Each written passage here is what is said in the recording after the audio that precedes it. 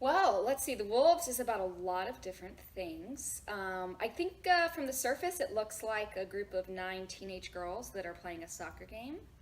But as you start to listen to them, you start to realize it's about humanity. It's about what it means to be female, like really actually what it means to be female, not just like what we as a society have like put on females when it comes to shows, when it comes to movies and TVs, that this must be how females act. To me, it feels just so much more authentic and real. Like how, oh, this is how girls sit around and, talk at times. So I think it's giving an opportunity for these teenage girls to actually be represented. So it's about teenage girls, but as you start to hear them and really start to connect with them, you're like, yeah, I feel like that too. Like, I don't know if you ever feel like, am I not still a teenager? Like, you are always the same age and size. So it's for me, it's not just representing these teenage girls, but, just being a woman and how we feel. And the relationships and how complicated those relationships are. I mean, several years ago, I did an all-female production of Titus Andronicus, and it was really with the purpose of diving into how complicated female relationships are, because I do think they're different than the relationships that I have with men, and they're harder in many ways, but they're also so much more necessary in many ways. And you see that play out too, of how the dynamics between these friendships work when they need each other, but they still hate each other, and then how all that is wrapped up in this, they've got to still be a team at the end of the day. Yeah. And Heather, you wrote on Facebook that you love this play. So what is it about this play that you love so much? Well, I really like the opportunity that I've been given with this play. Michelle contacted me a while ago about working on this, and it was really focused on the movement. Anyone that actually looks at the script, it's written in a very different way than scripts are normally written. It almost looks like, if y'all remember, the like poems for two voices kind of format, where the dialogue is often overlapping. There's not a lot of stage directions. There's no set, so it's a wide open field. And so as movement director, I get to create all the tension and the friendship in the feel of soccer patterns and how they're moving or how they're stretching. So for me, and what I love to do, to have that opportunity, I get these 9 bodies and I get to visually tell this story as Michelle is kind of looking at the overall direction as well as the character development of the story. Yeah, so when I found this script and I was like, what is this script? And this is like nothing I've ever read before, and started to study it, I immediately knew that the only way this show could be successful is if somebody was really in tune with the movement, someone who knew soccer, someone who just had the skill set that I didn't have. And I thought, who do I know who really knows how to use their body really well and teach people really well? How about Heather? And also Heather's just a cool person. So I was like, oh my God, and plus she would make it so much fun. So that was kind of how that came about, of getting her connected with the script. And oh my God, you have no idea how good she's been and how insightful she's been with the actors, and it's just been really great. Well, and from what I've read about it, there's a real physicality to this play, in the movement, and you mentioned the language, and I want to get into the language in a second, but talk to me about the challenge of staging a physical piece, the challenge for you guys as director, as movement director, but also for these women who are playing these characters. Yeah, because they're actors. They're not necessarily soccer players. And some of them have some experience with soccer, but it's certainly not what they do every single day right now. And I think probably a perfect example is a rehearsal that we had recently where we were kind of running into, well, I've got to focus on playing soccer. No, I've got to focus on my acting. And they were having that challenge, which is a very real challenge, because they've got both of us. Michelle is giving great directions about character development and what's your motivation and what are you thinking here. And I'm like, you've got to target that ball better because you're going to land it in the audience. And so they've got to deal with both of us kind of coming at them with a lot. Yeah, absolutely. It's more like a musical And the language is like that as well, with the rhythms and such. Well, and that's that leads me into my next question. I think most good plays, especially plays that were finalists for the Pulitzer Prize, like this one was, really have a rhythm, a language. You mentioned there's a lot of overlapping language in this. So how does she use language and words and the rhythm of the piece to tell this story? Well, it's all intertwined there, again, like a musical. I'm not sure how I would actually explain how the story gets told by using, it's almost like you can't separate the two, if that makes sense. So it's it wouldn't be what it is without this intertwining. There's a definite rhythm that is created with the language, and I think that's been one of our challenges in pulling this all together, is figuring out the moments where everyone's talking and the energy is here, and then the moments where it stops, because we know the script is really telling us that those moments are really important. Yeah. But how do we get there? How do we get there with physical movement? How do we get there with the vocalization? I would say one of the things about the rhythm, and I mentioned several times now how it's like a musical, but it's actually not, because with a musical you can get away with a lot more of hey, jazz hands. Yeah, let's just throw in some theatrical tricks, but it's really difficult because we've got this musical in the language, we've got all this rhythm, we've got this movement going, we have these characters, so it's like a musical. Oh yeah, but it has to be extremely authentic. We can't just build and then stop. It has to feel very natural. But how do this is one thing we've been talking with the actors lately, is how do people naturally speak? Because we think as actors in our head that we listen really well and that we give these pauses and all that. It's no. Have you ever seen me and Heather talk? We're just running over each other. You talk really, really fast. You can get a lot of words out really, really quickly. And if you just start paying attention to what natural human speech is like, it's actually pretty rhythmic.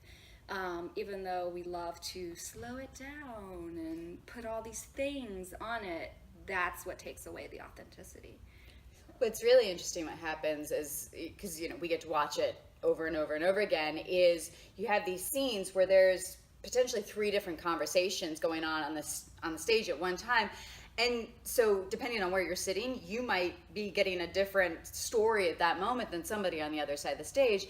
But then all of a sudden, it all comes together into one conversation. And so as an audience member, it's a really interesting experience to kind of be boom, right? To kind of try and follow. And you're not going to miss anything depending on which conversation you follow. Because assuming it's been directed well, you're not going to miss anything. And it has. But the playwright has written it in a way that the conversation zeroes right back in when it needs to. And also, it'd be great if people came more than once. You probably should come. Oh, that's a great 3 idea. times, so that you can hear the different and sit follow in different a different places. character each time. And is it open seating or is it assigned? No, we actually have assigned seating for the first time ever at Sonorous Road. We're going to use choose your own adventure, choose your own seat. So people are going to have to, Yeah, you got to buy your tickets ahead of time. But that's a really good strategy, right? So the first weekend you buy a seat on one side of the theater, the second weekend try on the other side. Yeah, I mean, especially if you know the actors and you're really into it, figuring out where are you most of the time is cool, and then seeing them from a different perspective, even if there are particular actors that you're more drawn to, like family members and things like that. I'm always fascinated by the fact that a group of actors comes together and becomes a family for a very short period of time in the space of a play. Here, you've got not only putting together a family, you're putting together a team. This is a soccer team. So talk to me about some of the strategies, some of the exercises maybe that you've used to bring them together as a team, as a family for this short, brief. I'm being completely genuine. I say I've never worked with a cast like this before. And I don't think I ever will again. These 9 girls, plus Benji, so 10 girls, came together and immediately have, it almost, I don't feel like I even had to do anything. You do sometimes, as a director, try to bring. Each one of these women they're so proactive. They're self-motivated. They started a Facebook chat group, and I never participate in those things because I've got a zillion things going on in my life. This one I'm like fascinated with. I feel like a kid again myself. And I'm like chat, joke, and everybody's just. It's almost like it's cliche to say that the cast has come together as a family, but I've never experienced, I've been acting since I was 9. I've never experienced a group like this that just, like we had a slumber party the other night. Like, who does that? Like, hey, let's have a slumber party. And they did that on their own. I mean, and they're talking about all these other things that like we're going to do together in the future. Like, we are like best friends now. We'll always be the wolves. It's really funny because Michelle and I will watch them before rehearsal gets started, and it's like, they've become this actual soccer team. Like, even the conversations that they're having, we're like, this could be the actual script for this show. I mean, it's their amazing. personalities. Like, one of my favorite things about what I do is casting. And the other night I was watching them and I thought, oh my God, like, this is why casting matters so much. Each one of these girls is exactly their character. So I don't know how it happened, but it happened, and they're like a super tight-knit family now. Well, and I think it's really nice when women lift each other up and not tear each other down, as we They sometimes are so do. supportive of each other. Even when somebody walks into rehearsal and they've clearly had a bad day, this group rallies around them. It's crazy. Actually, I now feel inspired to ask them, like, how come you did that? Like, what? Because I would like to, like, as a leader myself, know what worked, what made you feel like that this was a safe place to be able to come and do that, because whatever it was worked, and they just have really come together, and I don't know how to even answer what that was. The portrayal of teenage girls, young women in this play is very different from what we may see on stage normally. So talk to me about how the young women are portrayed and why that's important for theater, especially right now. Sure.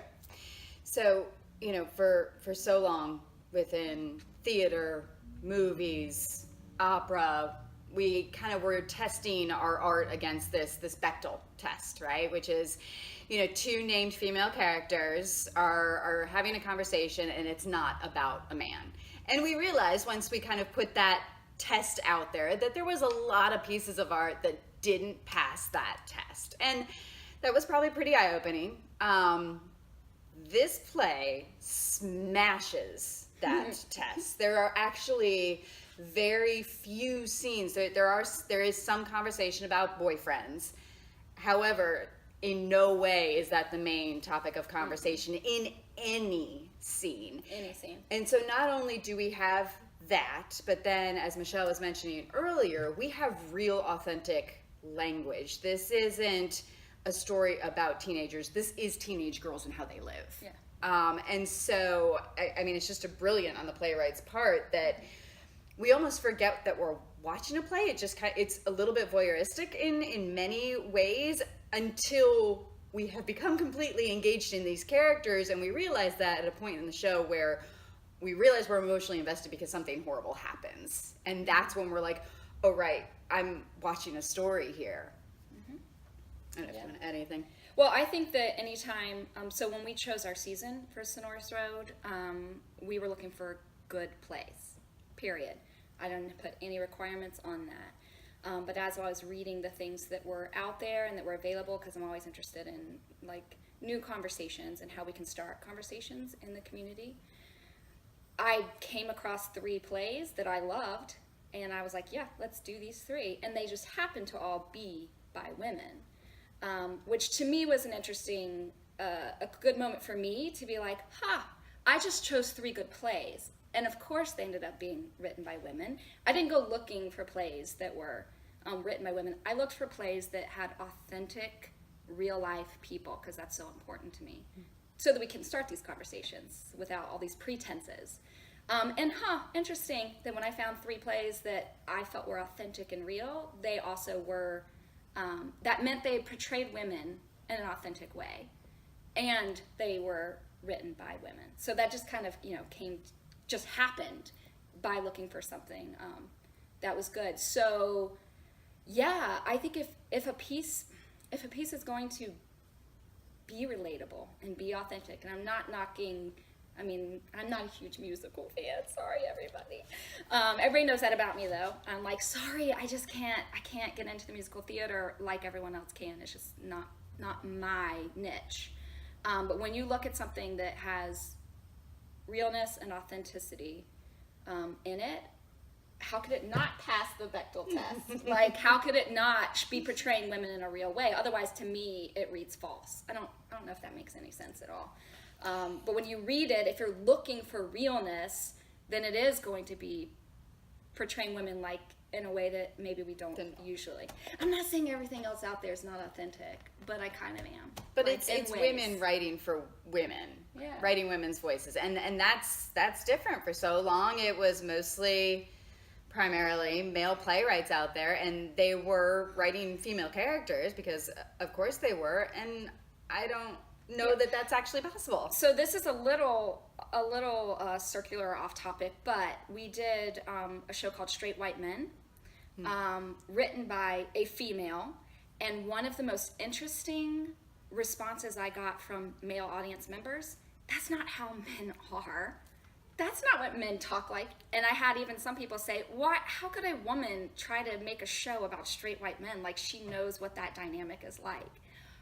Oh, that's so interesting. You now know what it feels like to have someone try to act like they know what it's like behind closed door when there's only, 4 straight white men hanging around. You mean she doesn't know and she just gave what her perception of those straight white men were?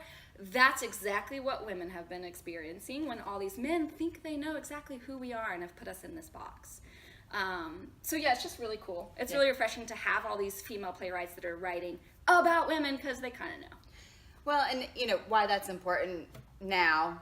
I mean, clearly our country is very divided, lots of political turmoil. I think everyone's aware that that's happening. And you look at, the big deal at the congressional level right now is that there's more females and people of color in those seats than have ever been there before. And it's a huge deal because, yes, those numbers have gone out, but it is so far from representative of what our country actually looks like that clearly we've still got to be telling these stories, and we've got to raise up these voices that have traditionally been marginalized. And so works like this that are written about young women by a female, we have to tell. I mean, it's part of our responsibility as theater folks is to raise up some of those voices that we haven't heard. Plus, it's just really interesting and fun and cool. So the fact that it's all those things and people come and sit down and they're like, wow, these are fascinating women. I love that. That's like, yeah, they are. Well, and I think people on RGU on stage are going to get so sick of me asking this question because I've asked it a lot lately about gender parity in theater and the importance of gender parity in theater. The League of Professional Theater Women is calling for gender parity by 2020, 50-50. I think part of moving the needle forward for women in the theater is telling stories like this, having more female playwrights, producing more female written plays. But what do you, and maybe you've already answered this question, but why is gender parity in the theater so important? And how do you, as a board member of the theater, as a producer of Sonorous, how do you guys, how do we get there? How do we move the needle forward faster? A little bit at a time. Exactly what I was Yeah.